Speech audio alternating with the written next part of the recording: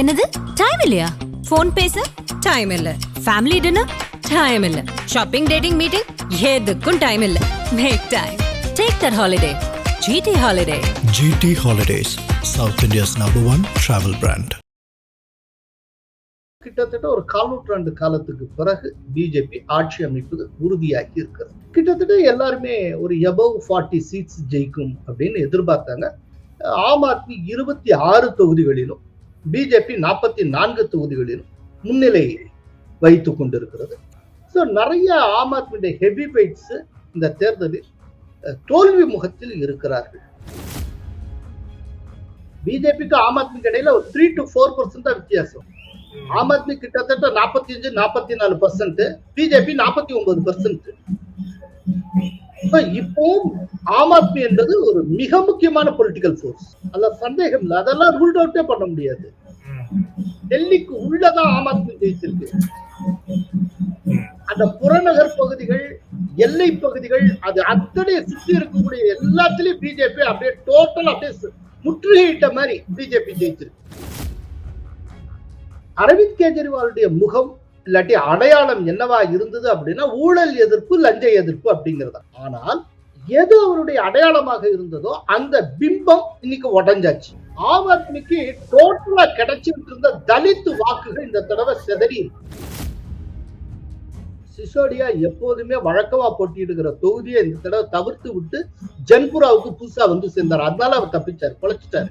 மற்றவங்களும் அவங்க அதே தொகுதியில போட்டிட்டாங்க. சிசோடியா தன்னுடைய பழைய தொகுதியில போட்டியிருந்ததா அவ்வளவுதான், வேற விதம் பீஸ் ஆயிருப்பாரு. இந்த வெற்றியில தமிழரான நிர்மலா சீதாராமனுக்கு ஒரு பங்கு, அவர் போட்ட பட்ஜெட்டுக்கு ஒரு பெரிய பங்கு. நியூ டெல்லியில பாத்தீங்கன்னா 67% குடும்பங்கள் மிடில் கிளாஸ் ஃபேமிலி. இந்த பட்ஜெட்டை மிடில் கிளாஸ்க்கான பட்ஜெட் தான். அதனால பிப்ரவரி 1ஆம் தேதி போட்ட பட்ஜெட் ஒரு மிகப்பெரிய திட்டத்தை உருவாக்கி இருக்கிறது. டெல்லி சட்டமன்ற தேர்தலோடைய முடிவு, ஈரோடு கிழக்கு சட்டமன்ற தேர்தலோடைய முடிவு, ஒரே வார்த்தையில என்ன மெசேஜ் பாக்குறீங்க? டெல்லி கொடுக்கக்கூடிய மெசேஜ், பிஜேபியால ரீச் பண்ண முடியாத இடம் என்று எதுவும் இல்லை. ஈரோட பொறுத்தளவுல அல்ல, இதை வைத்துக் கொண்டு டிஎம்கே ஆனந்தப்படவும் முடியாது. இது தோற்று விட்டோமே அப்படிங்கிறதுக்காக சீமான் சோகமாக இருக்க வேண்டிய அவசியம் கிடையாது. ஆட்சியில் இருக்கக்கூடிய ஒரு பிரம்மாண்டமான கட்சியும் தொடர்ந்து தோற்றுக்கொண்டே இருக்கக்கூடிய ஒரு மிகச்சிறிய கட்சிக்கு இடையில ஒரு மோதல் நடக்குது. இது ஒரு ஒன் சைடு கண்டெஸ்ட் மாதிரி தான். இல்ல யார் ஜெயிப்பான்னு எல்லாம் தெரியும். இல்ல என்ன சார் மெசேஜ், இல்ல என்ன நீங்க பெருமை அடைய முடியும்? ஒவ்வொரு தேர்தலையும் அவர் தன்னுடைய மெசேஜை கொண்டு போய் சேர்க்கறதுக்கான வாகனமாக பயன்படுத்தி இந்த இடத்துல தன்னுடைய சித்தாந்தத்தை அவர் கொண்டு போறதுக்கு இது முழுமையா பயன்படுத்திட்டார். அதையே இந்த தேர்தலுக்கு பயன்படுத்த ஈரோட்டில் நடக்கிற தேர்தல், பெரியாருடைய மண்ணில் இத்தனை பேரு பெரியாரை எதிர்த்து நாம் தமிழருக்கு ஆதரவா ஓட்டு போடுறதுக்கு இருக்காங்கன்னா அது முக்கியமான மெசேஜ். ஆதரணியர்களுக்கு அன்பு வணக்கம். இந்த சிறப்பு நேர்காணலில் நம்முடன் இணைந்திருக்கிறார் மூத்த பத்திரிகையாளர் கோலாலர் சீனிவாஸ் அவர்கள். சார் வணக்கம். வணக்கம் சார். டெல்லி சட்டமன்ற தேர்தல், அதுக்கப்புறம் ஈரோடு கிழக்கு இடைத்தேர்தல், 2 தேர்தலுக்கான முடிவுகள் தற்போது வந்து கொண்டிருக்கின்றன. டெல்லியில இருந்து தொடங்கலாம் அப்படின்ட்டு.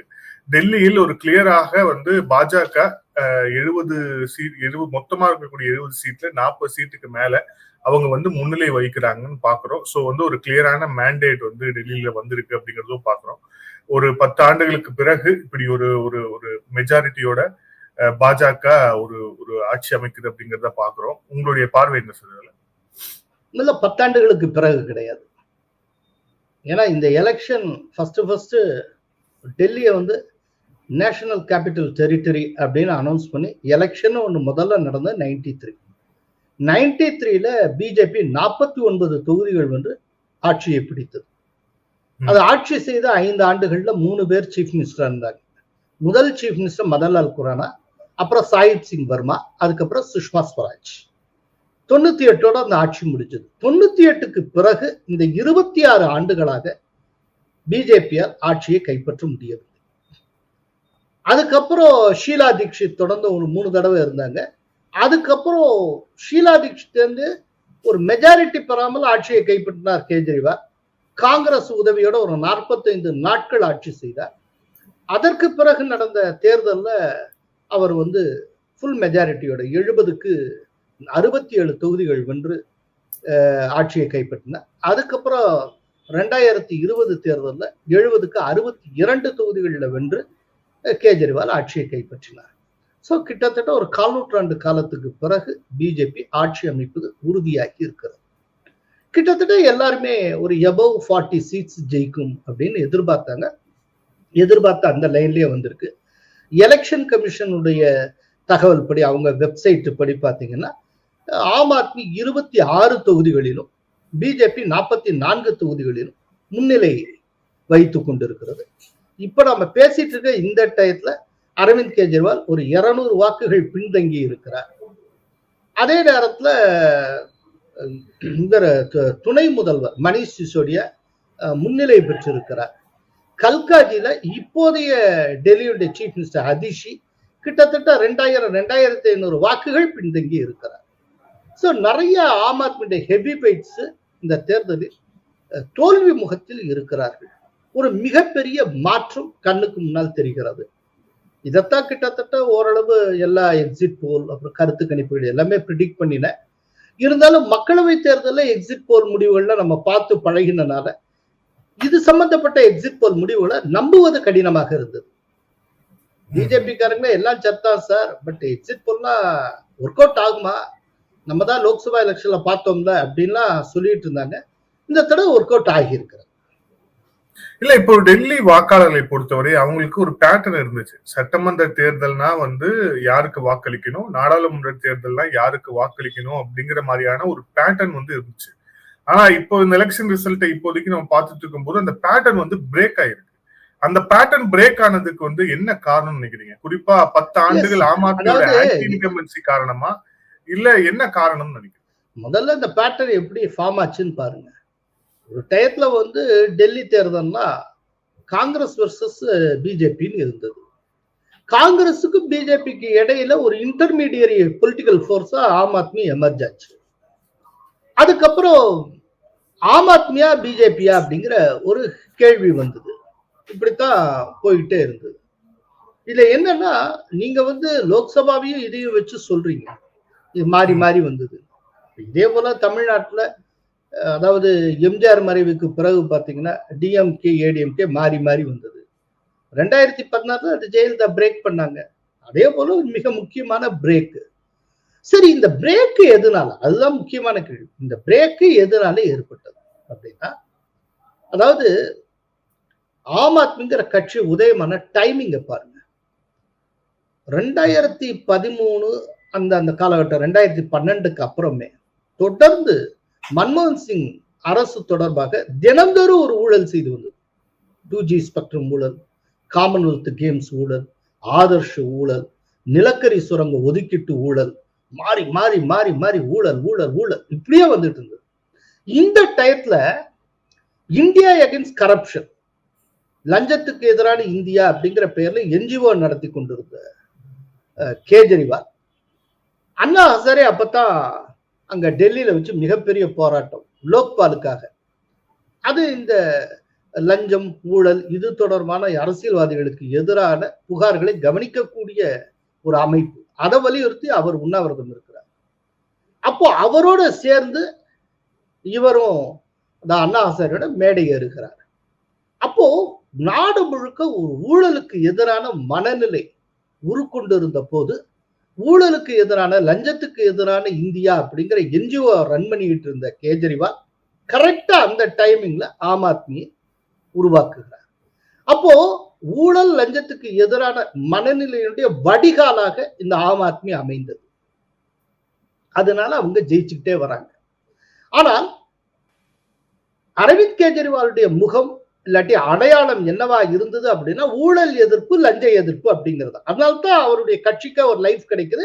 அவர் கட்சி ரொம்ப ரொம்ப குறுகின காலத்துல தடவையா போட்டிட்டு ஆட்சியை பிடிக்கிறாங்க. அப்புறம் தொடர்ந்து மிகப்பெரிய வெற்றியை அடைகிறாங்க. ஆனால் எது அவருடைய அடையாளமாக இருந்ததோ அந்த பிம்பம் இன்னைக்கு உடைஞ்சாச்சு. அரவிந்த் கெஜ்ரிவாலே ஒரு ஊழல்வாதி, அவர் மேல மிகப்பெரிய புகார்கள் இருக்கின்றன. அவர் தன்னுடைய ஒரு சொகுசான வாழ்க்கைக்காக மக்கள் வரிப்பணத்திலிருந்து சீஷ்மஹால் கட்டி இருக்கிறார். சொன்ன எதையும் அவர் நிறைவேற்றவில்லை. அவர் காந்தியவாதியான அண்ணா ஹசாரேவுடன் சேர்ந்து அமர்ந்து அரசியலை தொடங்கினார். ஆனால் காந்தி எதை எதை எதிர்த்தாரோ அவர் எதிர்த்த அந்த மதுக்கடைகளுக்கு ஆதரவாக கேஜ்ரிவால் இருந்தார். புதிய மது கொள்கை அப்படி எல்லாம் கொண்டு வந்தார். அதுல ஏகப்பட்ட பணம் சம்பாதிச்ச பணத்தை வச்சுதான் அவங்க பஞ்சாப்ல ஜெயிச்சாங்க. சோ அவருக்கு எதிரான ஊழல் குற்றச்சாட்டு, அந்த சீஷ்மால் விஷயம் எக்ஸ்போஸ் ஆனது, இதெல்லாம் மக்கள்கிட்ட மிகப்பெரிய வெறுப்பை கொண்டு வந்தார். சோ இதன் மூலமா கடைசியா என்ன நடந்தது அப்படின்னா, அந்த பிராண்ட் கேஜ்ரிவால்னு சொல்றோம்ல, அந்த பிராண்ட் கேஜ்ரிவால் அப்படிங்கிறது நொறுங்கி போச்சு. உங்களுக்கு அந்த பிராண்ட் கேஜ்ரிவால் நொறுங்கி போச்சுனாலே அவருடைய அரசியலும் நொறுங்கிடும், அவ்வளவுதான். அதை நொறுக்கிறதுல பிஜேபி ரொம்ப பிரமாதமா செயல்பட்டு வித் எவிடன்ஸோட செயல்பட்டு, சும்மா குத்து மதிப்பா ஏதாவது புகார் சொல்லல. ராகுல் காந்தி சொல்லிட்டு அப்படிலாம் இல்ல, உடனே நிரூபித்தார்கள். அதனால இப்ப அரவிந்த் கெஜ்ரிவால் வேண்டாம்னு மக்கள் நினைச்சால் நம்பர் 2 போர்ஸா எது இருந்தது? பிஜேபிக்கு வாய்ப்பளிக்கிறார்கள். இல்ல இன்னொன்னு கவனிக்கணும், எந்தெந்த ஏரியால இருந்து பிஜேபி அதிக வெற்றிகளை பெற்றிருக்குன்னு பாருங்க. டெல்லிக்கு பார்டரா இருக்கக்கூடிய ஹரியானா பார்டர், யூபி பார்டர், அதுல ஃபுல்லா பிரமாதமா ஜெயிச்சிருக்கு, 100% வெற்றி. அதாவது யமுனை பாயக்கூடிய பகுதிகள், யமுனையை வச்சுதான் அங்க மிகப்பெரிய பிரச்சாரம் ஓடியது. யமுனை எவ்வளவு சீர்கட்டு இருக்கிறது, மாசடைந்து இருக்கிறது, நாங்க ஆட்சிக்கு வந்தா யமுனையில இத்தனை கட்டு நாங்க உருவாக்குவோம், தூய யமுனையை உருவாக்குவோம் எல்லாம் சொல்லுங்க, ஒண்ணுமே நடக்கலைங்க அப்படின்னு. ஈவன் அந்த பிரச்சாரத்துக்கு யோகி ஆதித்யநாத் கேள்வி கேட்டார். திரிவேணி சங்கமத்துல பிரயாகராஜ்ல நான் என் அமைச்சர்களோட கங்கையில மூழ்கி எழுந்திருக்கேன், அந்த 3 நதிகள் சங்கமத்துல மூழ்கி எழுந்திருந்திருக்கேன், அதே போல நீங்கள் உங்கள் அமைச்சர்களோடு யமுனையில குளிக்க முடியுமா, மூழ்கி எழ முடியுமா அப்படின்னு கேட்டாரு. அது ரொம்ப வைரல் ஆச்சு. அதுல ஒரு ஆச்சரியம் என்னன்னா, அவர் அந்த ஓல்கா அப்படிங்கிற அந்த தொகுதியில நின்றுட்டு தான் யோகி பேசினாரு. நீங்க எங்க பார்டர்ல இருக்கக்கூடிய, டெல்லியினுடைய பார்டர்ல இருக்கக்கூடிய யூபிக்கு சொந்தமான நொய்டாவை பாருங்க எப்படி இருக்குன்னு, அதே நேரத்துல உங்களோட ஓக்லாவை பாருங்க எப்படி இருக்குன்னு அப்படின்னு. இன்னைக்கு அந்த ஓக்லால பிஜேபி ஸ்ரீடி யோகி பேசின இடங்கள் எல்லாத்திலயும் பிஜேபி இருக்கக்கூடிய எல்லா இடத்துலயும் பிஜேபி நடுவாகத்தான் ஆம் ஆத்மி ஜெயிச்சிருக்கு.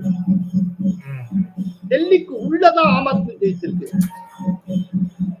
அந்த புறநகர் பகுதிகள், எல்லை பகுதிகள், அது அத்தனை சுற்றி இருக்கக்கூடிய எல்லாத்திலயும் பிஜேபி அப்படியே டோட்டல் அப்படியே முற்றுகையிட்ட மாதிரி பிஜேபி ஜெயிச்சிருக்கு.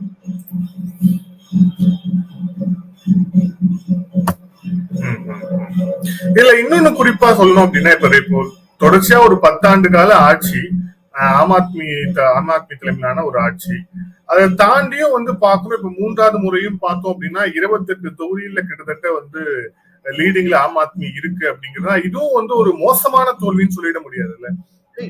மோசமான தோல்வி. ஆமா, 36 எடுத்தா மெஜாரிட்டிங்கிற போது, ஜஸ்ட் மெஜாரிட்டிக்கு ஒரு 6-7 சீட்டு வித்தியாசத்துல தான் இருக்காங்க அப்படிங்கிற போது ரொம்ப மோசமான தோல்வின்னு நம்ம சொல்ல முடியாது. இல்ல, மோசமான தோல்வின்னு யாருமே சொல்லல. ஆம் ஆத்மி இப்பவும் டெல்லியினுடைய மிக முக்கியமான அரசியல் சக்தி. ஆம் ஆத்மி என்ன 40% மேல வாங்கியிருக்காங்க. பிஜேபிக்கு ஆம் ஆத்மிக்கு இடையில ஒரு 3 to 4% தான் வித்தியாசம். ஆம் ஆத்மி கிட்டத்தட்ட 45-44%, பிஜேபி 49%. இப்பவும் ஆம் ஆத்மி என்பது ஒரு மிக முக்கியமான பொலிட்டிக்கல் போர்ஸ், அதுல சந்தேகம் இல்லை. அதெல்லாம் ரூல்ட் அவுட்டே பண்ண முடியாது. அதாவது யானை படுத்தால் குதிரை மட்டம்ங்கிற மாதிரி இவ்வளவு தோல்வி அடைஞ்சுமே 26-28 தொகுதி வரைக்கும் அவங்களால லீட் பண்ண முடியுது. அதனால ஆம் ஆத்மிக்கு இன்னும் செல்வாக்கு இருக்கிறது. இன்னும் அங்க கொஞ்சம் தாய்க்குலத்தினுடைய செல்வாக்கு இருக்கு. அப்புறம் இந்த வெளி மாநிலங்களிலிருந்து உள்ள இங்க தொடர்ந்து ஒர்க் பண்ணி கொண்டு இருக்கக்கூடிய தொழிலாளி வர்க்கம், பாட்டாளிகள், அவங்க மத்தியில ஆம் ஆத்மிக்கு ஒரு செல்வாக்கு இருக்கு. இந்த மாதிரி. ஆனா அதே நேரத்துல ஒண்ணு யோசிக்கணும், ஆம் ஆத்மிக்கு டோட்டலா கிடைச்சிட்டு இருந்த தலித் வாக்குகள் இந்த தடவை செதறி எதிர்பார்த்தது போலவே வால்மீகி சமூகம் இருக்கக்கூடிய பகுதியில பிஜேபி ரொம்ப நல்ல லீடர். ஜாதவ் இருக்கிற இடத்துல பிஜேபி நல்ல லீடு எடுத்திருக்கு. எதிர்பார்க்கக்கூடிய ஜாப்ஸ் இருக்கக்கூடிய பகுதிகளில் ஃபுல் ஸ்விங். ரொம்ப ஆச்சரியம் என்னன்னா முஸ்லிம்ஸ் இந்த தடவை டோட்டலா ஆம் ஆத்மிக்கு ஓட்டு போடல, அது ஸ்பிளிட் ஆயிருக்கு.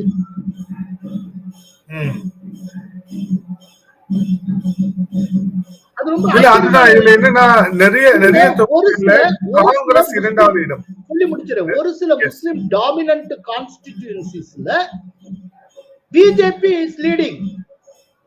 அது எப்படி நடக்குது அப்படின்னா முஸ்லிம் ஓட்ஸ் வந்து ரெண்டா ஸ்பிளிட் ஆகி காங்கிரஸ் அண்ட் ஆம் ஆத்மி பிரியறப்போ ஹிந்து ஓட்ஸ் டோட்டலா பிஜேபிக்கு போடப்பட்டிருந்தால் அந்த இடத்துல பிஜேபி ஜெயிச்சிரும்.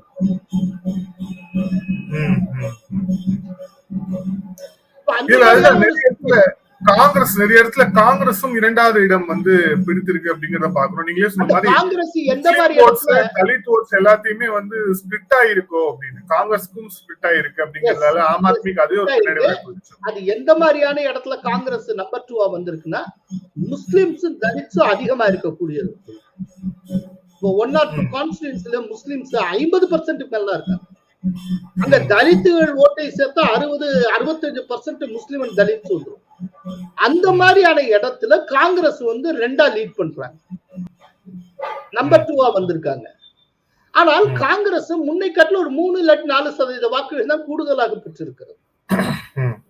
ஆனால் அந்த 3-4% வாக்குகள் ஆம் ஆத்மியுடைய வாக்குகள். இதை நான் ஏற்கனவே உங்களுக்கு சொல்லியிருக்கேன்.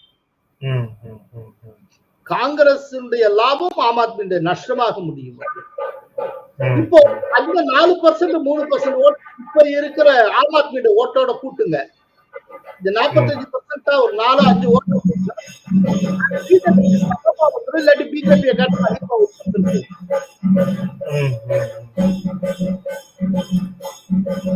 அதான் ஒருவேளை இந்தி கூட்டணி நீடித்திருக்குமே ஆனால் அது வந்து ரிசல்ட்டை கூட மாத்திருக்கிறதுக்கான வாய்ப்புகள் இருக்கு.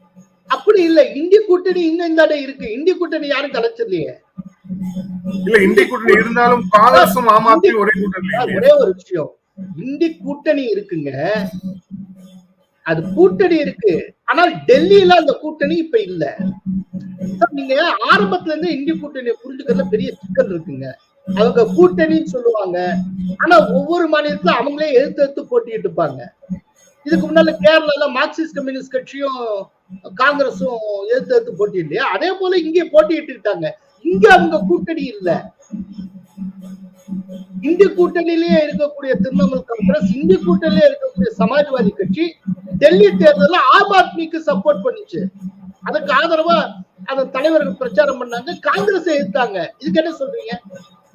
ஆனா இன்னும் இந்திய கூட்டணியில திரிணாமுல் காங்கிரஸ் இருக்கு, சமாஜ்வாதி பார்ட்டி இருக்கு.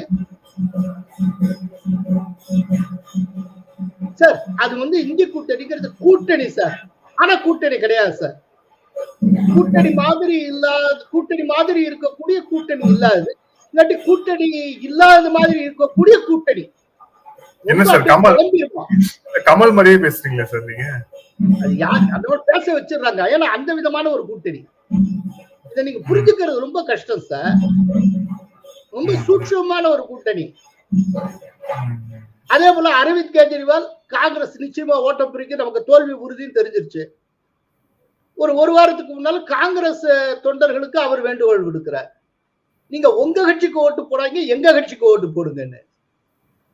இந்தியாவிலே ஒரு கட்சி தலைவர் இன்னொரு கட்சி தொண்டர்களை பார்த்து உன் கட்சிக்கு ஓட்டு போடாது, என் கட்சிக்கு ஓட்டு போடுன்னு சொன்னவர் ஒருத்தர் உண்டுன்னா அது கெஜ்ரிவால்.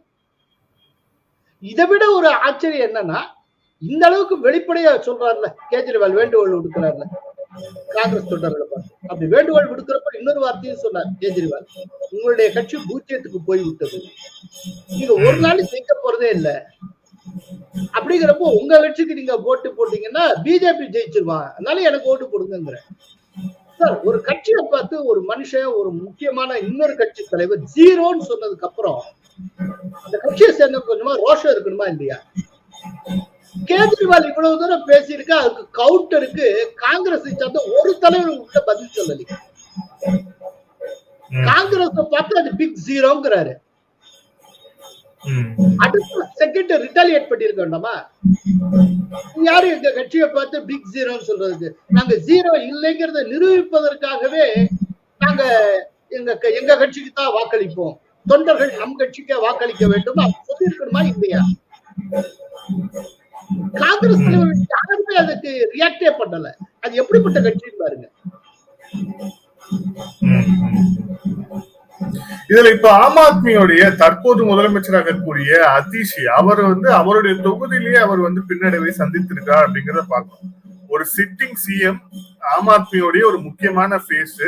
கெஜ்ரிவால் அவர்கள் சிறையில் இருக்கும் போதெல்லாம் கட்சியையும் ஆட்சியையும் நிலைநிறுத்தி கொண்டு போன ஒரு பெண்மணி அவங்களே பின்னடைவை சந்திக்கிறாங்கன்னா என்ன காரணம்? சார் என்ன காரணம்? அந்த அளவுக்கு அதிருப்திங்க. சார் சிட்டிங் சிஎம் சொல்றீங்க. ஆம் ஆத்மியுடைய ஐகானா இருக்கக்கூடிய கேஜரிவாலே 200 ஓட்டுகள் பின்தங்கி இருக்காருன்னா அதிஷி 2000 ஓட்டு பின்தங்கி இருக்கக்கூடாதா?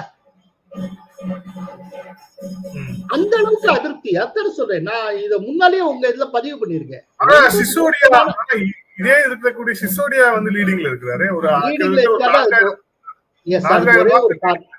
அதுக்கு ஒரே ஒரு காரணம் இருக்கு. சிசோடியா எப்போதுமே வழக்கமா போட்டியிடுகிற தொகுதியை இந்த தடவை தவிர்த்து விட்டு ஜன்புராவுக்கு புதுசா சேர்ந்தார். அதனால அவர் தப்பிச்சாரு, பொழைச்சிட்டாரு. மத்தவங்களும் அவங்க அதே தொகுதியில போட்டிட்டாங்க.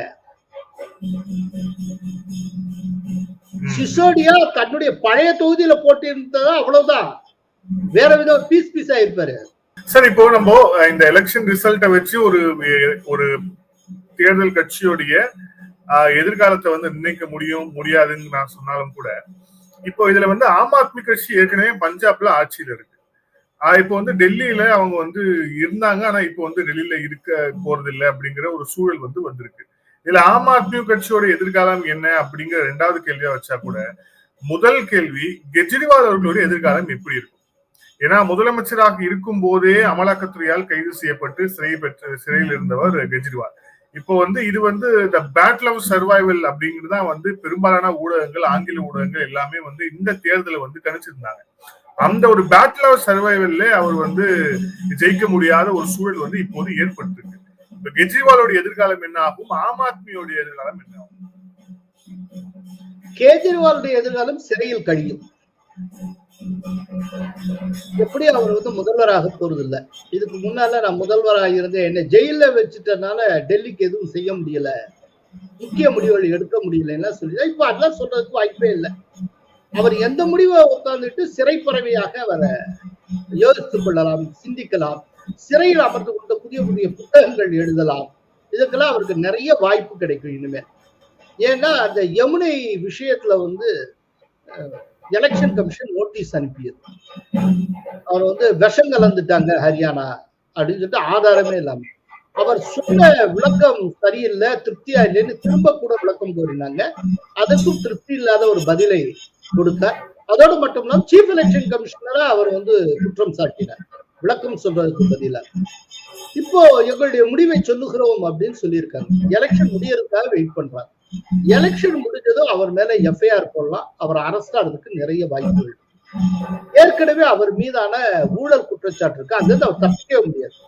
ஏன்னா அது கிளியர் ஷாட், அது ரொம்ப தெளிவா இருக்கக்கூடிய கேஸ். அது வேற விதமாவே நீங்க மாத்தவே முடியாது. அதுலயும் அவர் உள்ள போறது வாய்ப்பு இருக்கு.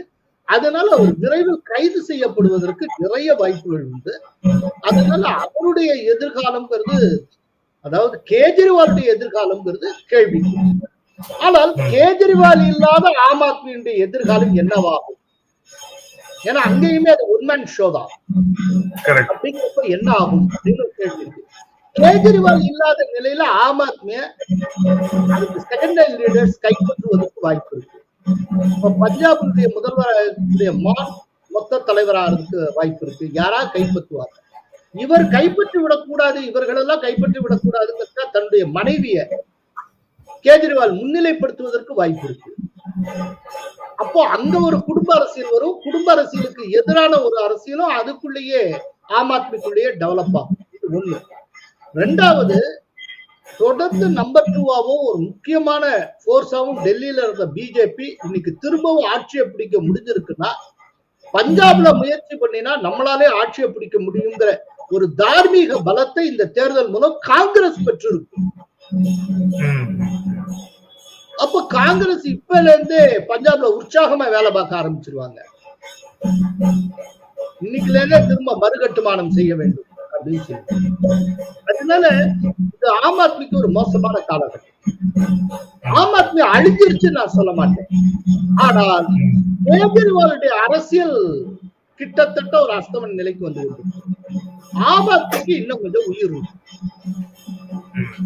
இப்ப டெல்லியில ஜெயிச்சதால வந்து பாஜகவுக்கு இருக்கக்கூடிய அட்வான்டேஜ், இது ஒரு மாநில அந்தஸ்து பெற்ற ஒரு மாநிலம் இல்லை அப்படின்னாலும் கூட ஒரு ஆடப்பா ஆயிருக்கு அப்படிங்கறத தாண்டி பாஜகவுக்கு இருக்கக்கூடிய அட்வான்டேஜ் இதுல ஜெயிச்சதால என்ன அட்வான்டேஜ் அப்படின்னா, மொத்த இந்தியாவே கட்டி ஆளக்கூடிய பிஜேபி அதோட தலைநகர்ல ஆளலைங்கிறது ஒரு குறையாக இருக்கு. இன்னொன்னு, தலைநகர் டெல்லிங்கிறது ஜென்சன் காலத்திலேயே பிஜேபியோட கோட்டை மாதிரி, ஜென்சன்கோட கோட்டை மாதிரி. அப்பவே அவங்க பிரமாதமா ஜெயிச்ச அட்டையம்.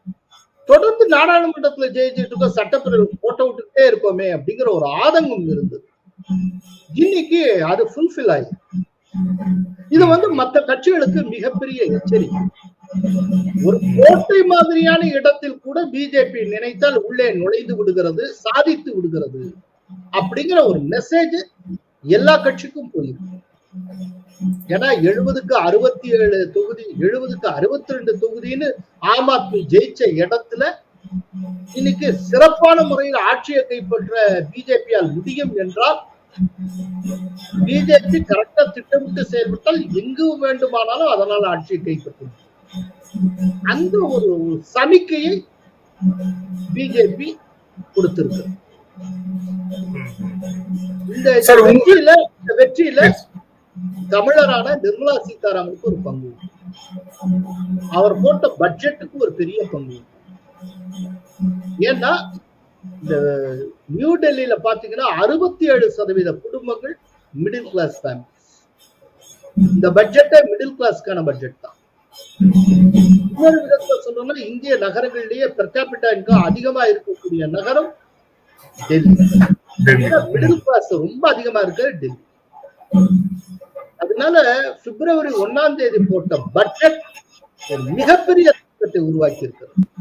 இந்த 12 lakh எக்ஸம்ஷன் வந்து ஒரு பெரிய ரோல் ப்ளே பண்ணிருக்கு. அதாவது பிப்ரவரி 1ஆம் தேதி உங்க பட்ஜெட் தாக்கல் பண்றதுமே அடுத்த 2 நாள்ல சி ஓட்டர்ஸ் இதனுடைய இம்பாக்ட் டெல்லியில எப்படி இருக்குன்னு சொல்லி ஒரு சர்வே நடத்தினார். அப்ப சி ஓட்டர்ஸ் சொல்றது என்னன்னா, ரொம்ப ரொம்ப ஒரு மிகப்பெரிய ஒரு மாற்றத்தை இந்த பட்ஜெட் கொண்டு வரும், பிஜேபிக்கு சாதகமான ஒரு மாற்றத்தை கொண்டு வரும். பெரிய ஒரு எழுச்சி பிஜேபிக்கு ஆதரவாக அங்க இருக்கக்கூடிய நடுத்தர மக்களிடம் ஏற்பட்டு இருக்கிறது என்று சி ஓட்டர்ஸ் கூறியது. இன்னைக்கு அது அப்படியே ஒரு கோட்டாய். சார், இப்ப இந்த டெல்லி சட்டமன்ற தேர்தலை தாண்டி வந்து இப்போ வந்து நம்ம இன்னொரு விஷயத்த குறிப்பா பார்க்கணும்.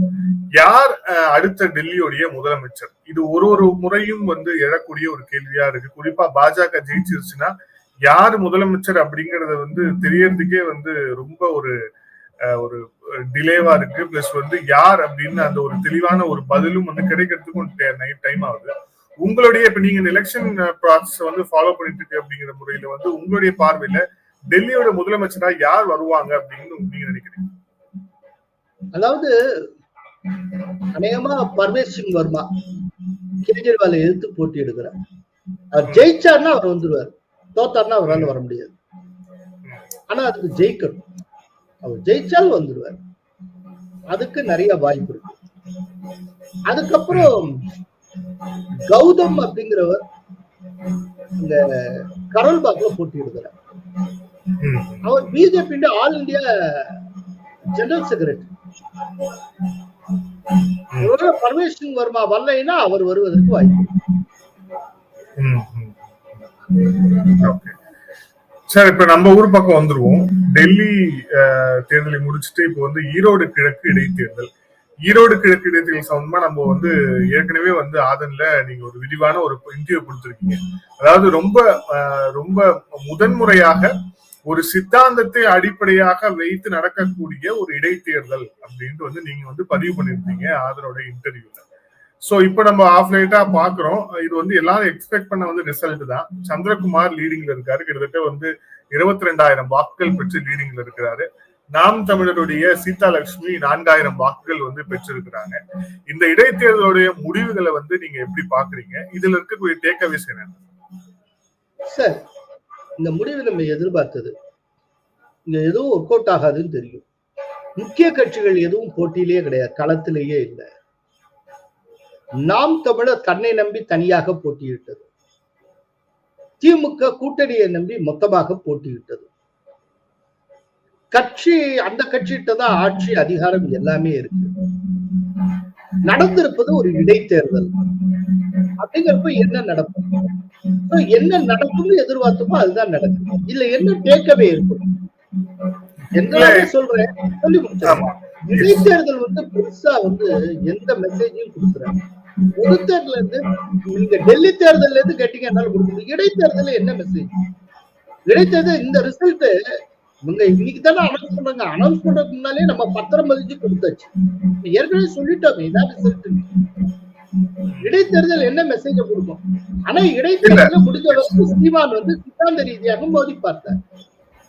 ஈரோட்டுல போட்டியிடுகிற சீமான் ஈரோட்டு நாயகரான பெரியார் குறித்து தொடர்ந்து அவர் பேசி வந்தார். அது ஒர்க் அவுட் ஆகுதா இல்லையா? அது அவரை பொறுத்தவரை அது ஒரு சோதனை முயற்சி. அது ஒர்க் அவுட் ஆகல. நீங்க வேற விதமா பண்ணியிருந்தாலும் இந்த ரிசல்ட் தான் வந்திருக்கும், இந்த ஓட்டு தான் கிடைச்சிருக்கும். இது தெரிஞ்சதான் சீமான் மோதுகிறார். சீமான் ஆரம்பத்திலே சொல்லியிருக்காரு, சீமான் வந்து எப்போதுமே வெற்றியை எதிர்பார்த்து போட்டியிடுவதே கிடையாது. இதுதான் சார். அதனால இந்த இடைத்தேர்தல பெரிய மெசேஜ் ஒண்ணும் கிடையாது சார். ஒவ்வொரு இடைத்தேர்தலும் நமக்கு என்ன மெசேஜ் கொடுக்குமோ அதுதான், ஆளுங்கட்சி வெல்லும், இவ்வளவுதான் மெசேஜ். பொது தேர்தலையோ 2026 தேர்தலையோ தயவு செய்து முழம்படாது. இல்ல அவங்க தரப்புல இருந்து பேசக்கூடியவர்கள் சொல்ற மெசேஜ் என்ன அப்படின்னா, இப்போ ஸ்டாலினுடைய ஆட்சி, அதுக்கப்புறம் வந்து திராவிட மாடல் ஆட்சி, இது வந்து இதற்கு இருக்கக்கூடிய மக்களுக்கு இருக்கக்கூடிய அவங்களுக்கு இருக்கக்கூடிய அபிமானம், அப்புறம் அவங்க இந்த ஆட்சியை கொடுத்த அங்கீகாரம், இதற்கான ஒரு விடையாக, இதற்கான ஒரு விஷயமா தான் வந்து இந்த எலெக்ஷன் ரிசல்ட்ட பார்க்கணும் அப்படின்னு சொல்லிட்டு அவங்க தரப்பு. நான் என்ன சொல்றேன்னா அதற்கான விடை 2026 தேர்தல் தான் கிடைக்கும். இந்த அபிமானம், அவர் மீதான இது, ஆட்சிக்கு கிடைத்த அங்கீகாரம் எல்லாம் 2026 கிடைக்குதா, ரிப்பீட் ஆக. இதே போலதான் கொஞ்ச நாளைக்கு முன்னாள் வரைக்கும் கேஜ்ரிவால் சொல்லிட்டே இருந்தாருங்கிறத மறந்துட வேண்டாம். கேஜ்ரிவால் ஸ்டாலினுக்கு ரொம்ப ஃப்ரெண்டுங்க. கேஜ்ரிவால் எப்படி ஸ்கூல் நடத்துறாரு ஸ்டாலின் டெல்லிக்கே போய் எல்லாம் பார்த்து வந்திருக்காரு. இப்போ கேஜ்ரிவால் தோல்வி அவர்கள் பார்க்கிறார். 2026 அங்கீகாரம் எப்படி கிடைக்குது, என்ன கிடைக்குதுன்னு எல்லாம் பார்ப்போம். இடைத்தேர்தல் வச்சா முழம்புடுவீங்க. இடைத்தேர்தல் என்ன நடக்கும் தான் ஏற்கனவே சொல்லியாச்சு. பிரதான கட்சிகள் எல்லாமே களத்தை விட்டு வெளியேறினதுக்கு அப்புறம் ஒரு ஆட்சியில் இருக்கக்கூடிய ஒரு பிரம்மாண்டமான கட்சியும் தொடர்ந்து தோற்றுக்கொண்டே இருக்கக்கூடிய ஒரு மிகச்சிறிய கட்சிக்கு இடையில ஒரு மோதல் நடக்குது. இது வந்து ஒரு ஒன் சைடு கண்டெஸ்ட் மாதிரி தான். இல்ல யார் ஜெயிப்பான்னு எல்லாம் தெரியும். இல்ல என்ன சார் மெசேஜ், இல்ல என்ன நீங்க பெருமை அடைய முடியும்? இதுக்கு வந்து நீங்க மாறுதட்டி பேசுறதே தப்பு. இது என்ன பெருமிதா இருக்க முடியும்? இதுல இப்போ ஒருவேளை அதிமுகவோ இல்ல பாஜகவோ இந்த பை எலெக்ஷன்ல வந்து ஒருவேளை கண்டெஸ்ட் பண்ணி இருந்தாங்கன்னா இதே மாதிரியான ஒரு மார்ஜின் தான் இருக்கும்னு நினைக்கிறீங்களா? இல்ல வந்து அது வந்து ஒரு கடுமையான ஒரு போட்டி இருந்து அதிமுகவை வந்து நீங்க நாம் தமிழரோட எப்படி ஒப்பிடுறீங்கன்னு புரியல. ஓரளவு நல்லாவே வாங்கியிருப்பாங்க. இந்த ரெண்டு பேருக்கு இடையில வித்தியாசம் நல்லாவே குறைஞ்சிருக்கும். இப்ப நாம் தமிழர் 4000 வாங்கியிருக்காங்க. டிஎம்கே சைட்ல ஒரு 24,000 என்னமோ வாங்கியிருக்காங்க. 5 மடங்கு அதிகமா வாங்கியிருக்காங்க. அதே நேரத்துல ஏடிஎம்கே போட்டியிட்டது அப்படின்னா இந்த 4000 14,000 15,000 இருக்கலாம். அவங்களோட 22,000 இருக்கு. ஒரு 6,000 7,000 டிஃபரன்ஸ் இந்த மாதிரியா இருக்கலாம். இந்த இடைத்தேர்தல் முடிவை வைத்து 26 வந்து நம்ம வந்து எந்த வகையிலும் எடை போட முடியாது. எந்த இடைத்தேர்தல் முடிவை வைத்தும் நீங்கள் பொது தேர்தலை பிரிடிக்டே பண்ண முடியும். பொது தேர்தல் வேறு.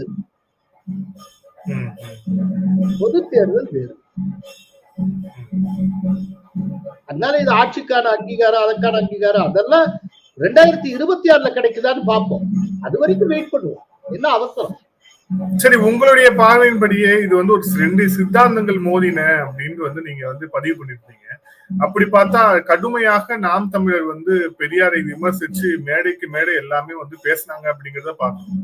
ஆனா வாக்குகள் படி பிரகாரம் பார்த்தோம் அப்படின்னா அந்த அளவுக்கு கணிசமான ஒரு வாக்குகளை வந்து அவங்க வந்து வாங்கியிருக்காங்களா அப்படின்னா போன எலெக்ஷன்ல என்ன வாங்கினாங்களோ அதுலயேதான் அவங்க வந்து இருக்காங்க அப்படின்னு பாக்கணும். இது ஏதாவது மெசேஜா? இல்ல, அதாவது சித்தாந்தத்தின் அடிப்படையில மோதி பார்க்கலாங்கிறது ஒரு சீமான் எடுத்த ஒரு லைன். அது வந்து ஒரு சோதனை முயற்சி, ஒரு எக்ஸ்பெரிமெண்டா பண்ணி பாக்குறாரு. ஒரு இடைத்தேர்தல யாரும் சித்தாந்தத்துல கையில எடுத்து பேச மாட்டாங்க, பண்ணி பார்ப்போம் அப்படின்னு. ஏன் அவர் அப்படி பண்றாரு? நான் ஆல்ரெடி சொல்லியிருக்கேன், ஒவ்வொரு தேர்தலையும் அவர் தன்னுடைய மெசேஜை கொண்டு போய் சேர்க்கறதுக்கான வாகனமாக பயன்படுத்திக் கொள்வார்.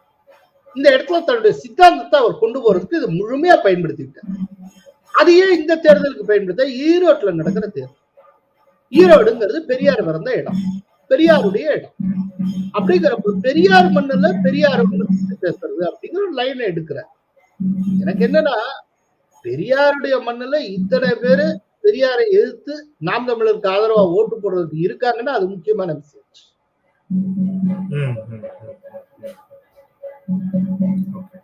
ஆனா இது கடந்த வாட்டி ஒரு வாங்கின வாக்குகள் தானே சார், அதுல இருந்து எதுவும் பெரிய ஜம்ப் இருந்துச்சுன்னா நம்ம சொல்லலாம். பட் ஆனா ரொம்ப சின்ன கட்சி, ரொம்ப சின்ன கட்சி, யாருக்கும் பணம் கொடுத்து ஓட்டு வாங்கல, எதுவும் செய்யல. சின்ன கட்சியால தன்னுடைய பழைய வாக்குகளை தக்க வைக்க முடிஞ்சிருக்குல்ல, அது எவ்வளவு பெரிய விஷயம். தன்னுடைய வாக்குகளை அவர் மிஸ் பண்ணலையேங்க, அது பெரிய விஷயம் இல்லையா? அவர் ஒரு ஆளா போய் கத்திக்கிட்டு இருக்காரு, பேசிக்கிட்டு இருக்காரு, கூவிக்கிட்டு இருக்காரு. ஒரே ஒரு ஆளு, ஒன் மேன் ஷோ. பெரிய பணபலம் ஒண்ணுமே கிடையாது. அவங்க அந்த பகுதியில ஏதோ வசூல் பண்ணி என்னமோ செலவு பண்றாங்க. கையில காசு இல்லாம தமிழ்நாட்டுல ஒரு எலெக்ஷன்ல போட்டியிடுறதுக்கு எவ்வளவு பெரிய கஷ்டம் தெரியுமா? பெரிய கட்சிகள்ல ஒருத்தருக்கு வேட்பாளரா சீட்டு கொடுக்கறதுனாலே நீங்க எவ்வளவு செலவழிப்பீங்கிற கேள்வியத்தான் முதல்ல கேட்கிறேன். ஆனா இன்னொரு பக்கம் நாம் தமிழர் போன்ற கட்சி செலவழிக்கிறதுக்கு பணமே இல்லாமல் அவங்க போட்டிட்டு இருக்காங்க. இதுக்கு மத்தியில போராடி இந்த லெவலுக்கு கரை சேர்ந்ததே பெரிய விஷயம் இல்லையா? சரி சார், இந்த நேர்காணல இறுதியான கேள்வி, டெல்லி சட்டமன்ற தேர்தலுடைய முடிவு, ஈரோடு கிழக்கு சட்டமன்ற தேர்தலுடைய முடிவு, ஒரே வார்த்தையில என்ன மெசேஜ்னு பாக்குறீங்க? டெல்லி, ஈரோடு கிழக்கு. டெல்லி கொடுக்கக்கூடிய மெசேஜ், பிஜேபியால ரீச் பண்ண முடியாத இடம் என்று எதுவும் இல்லை, அவ்வளவுதான். ஈரோட பொறுத்தளவுல அதுல பொலிட்டிக்கல் மெசேஜ் எதுவும் கிடையாது. அதுல இருந்து மெசேஜ நாம கஷ்டப்பட்டு உருவிட்டு இருக்கலாம் முடியாது. பொலிட்டிக்கல் மெசேஜே கிடையாது. எதிர்பார்த்த முடிவு வந்திருக்கு. இதை வைத்துக் கொண்டு டிஎம்கே ஆனந்தப்படவும் முடியாது. இது தோற்று விட்டோமே அப்படிங்கிறதுக்காக சீமான் சோகமாக இருக்க வேண்டிய அவசியம் கிடையாது. தெரிஞ்ச விஷயம் என்ன நடக்குது. சோ இந்த இடைத்தேர்தலை பொறுத்தவரை மெசேஜே இல்ல அப்படிங்கறது ஒரு மெசேஜாவே, பொலிட்டிக்கல் மெசேஜ் ஒண்ணுமே கிடையாது சார். இந்த ரிசல்ட் வந்து 2026 தேர்தலுக்கான உத்தரவாதம் கிடையாது. 2026 தேர்தல் முற்றிலும் வேற விதத்துல நடக்கும். கொஞ்சம் பொறுத்திருந்து பாருங்க. சில விஷயங்கள் தெரிஞ்ச நிலையில தான் நான் சொல்லிட்டு இருக்கேன். முற்றிலும் வேறாக நடக்கும், அவ்வளவுதான். நன்றி சார், பல்வேறு கேள்வி பதில். Thank you sir, thank you so much. நன்றி.